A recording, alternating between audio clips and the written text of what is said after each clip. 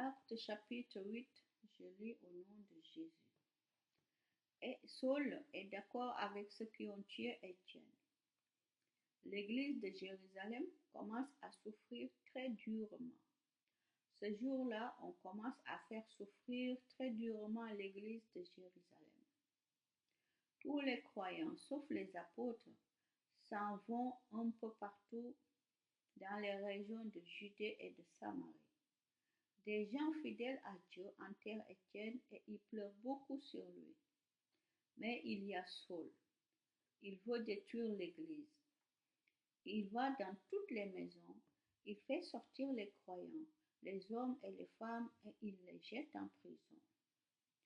Philippe annonce la bonne nouvelle en Samarie. Les croyants qui sont partis de tous les côtés vont d'un endroit à l'autre en annonçant la bonne nouvelle. Philippe va dans une ville de Samarie et là, il annonce le Messie. D'un commun accord, les habitants viennent en foule et ils écoutent avec attention ce qu'il dit. En effet, ils entendent parler des choses extraordinaires qu'il fait et ils les voient. Des esprits mauvais sortent de nombreux malades en poussant de grands cris. Beaucoup de paralysés et d'infirmes sont guéris. Alors, la joie est grande dans cette ville. Un homme appelé Simon habite dans cette ville depuis un certain temps. Il pratique la magie et il étonne beaucoup de les gens de Samarie. Il dit qu'il est quelqu'un d'important et tous, les plus jeunes comme les plus vieux, l'écoutent avec attention. On dit, cet homme, c'est la puissance de Dieu, celle qu'on appelle la grande puissance. Depuis longtemps, Simon étonne beaucoup les gens avec sa magie. C'est pourquoi ils l'écoutent avec attention. Mais maintenant, Philippe leur annonce la bonne nouvelle de Jésus-Christ et du royaume de Dieu. Tous ceux qui le croient, des hommes et des femmes, se font baptiser. Même Simon devient croyant, il se fait baptiser et il ne quitte plus Philippe. En voyant les miracles et les choses extraordinaires qui arrivent, c'est lui qui est très étonné. À Jérusalem, les apôtres apprennent que les gens de Samarie ont reçu la parole de Dieu. Ils leur envoient donc Pierre et Jean. Quand les deux apôtres arrivent en Samarie, ils prient pour que les croyants reçoivent l'Esprit Saint. En effet, l'Esprit Saint n'est encore descendu sur personne parmi eux. Ils ont seulement été baptisés au nom du Seigneur Jésus. Alors Pierre et Jean posent les mains sur leur tête et ils reçoivent l'Esprit Saint. Simon voit que les croyants reçoivent l'Esprit Saint quand les apôtres posent les mains sur leur tête. C'est pourquoi il offre de l'argent à Pierre et à Jean en leur disant, donnez-moi ce pouvoir à moi aussi. De cette façon, quand je poserai les mains sur la tête de quelqu'un, cette personne recevra l'Esprit Saint. Mais Pierre lui répond, que ton argent soit détruit, et toi aussi.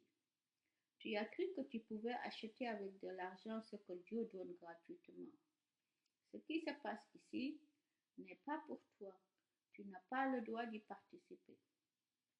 En effet, pour Dieu, ton intention est mauvaise. Ce que tu as fait est mal. Reconnais cela et prie le Seigneur. Il va peut-être pardonner ces mauvaises pensées. Oui, je le vois. Tu es rempli d'envie et prisonnier du péché. Simon répond à Pierre et à Jean.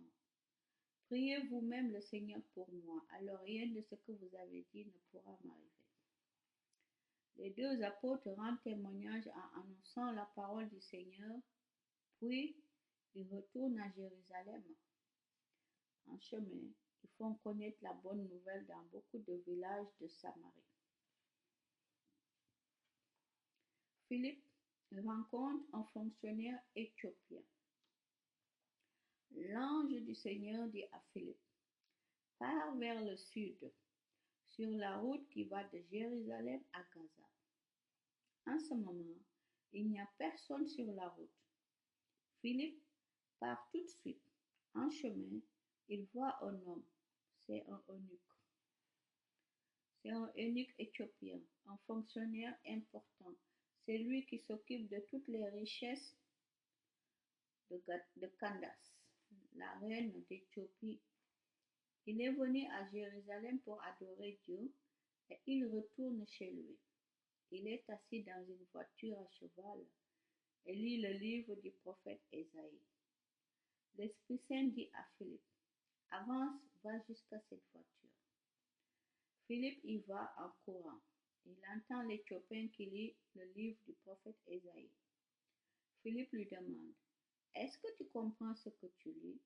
L'homme répond, comment est-ce que je peux comprendre? Personne ne m'explique.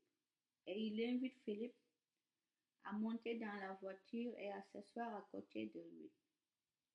Il est en train de lire ce passage d'Ésaïe. Il est comme un mouton qu'on mène à la boucherie, comme un agneau qui ne crie pas quand on lui coupe sa laine. Il garde le silence, on le compte pour rien et on ne lui fait pas justice. Qui pourra parler de ses enfants? Personne. En effet, on a supprimé sa vie de la terre. L'Éthiopien demande à Philippe, s'il te plaît, dis-moi, le prophète parle de qui? De lui-même ou de quelqu'un d'autre? Alors Philippe prend la parole. À partir de ce passage des livres saints, il lui annonce la bonne nouvelle de Jésus. Ils continuent leur chemin et arrivent à un endroit où il y a de l'eau. L'Éthiopien dit à Philippe, voici de l'eau. Qu'est-ce qui empêche que je sois baptisé? Il fait arrêter la voiture. Philippe et l'Éthiopien descendent tous les deux dans l'eau et Philippe le baptise. Quand ils sortent de l'eau, l'Esprit du Seigneur enlève Philippe. L'Éthiopien ne le voit plus, mais il continue son chemin toujours ailleurs. Philippe se retrouve à Azote, puis il part pour Césarée. En chemin, il annonce la bonne nouvelle dans toutes les villes où il passe. Amen.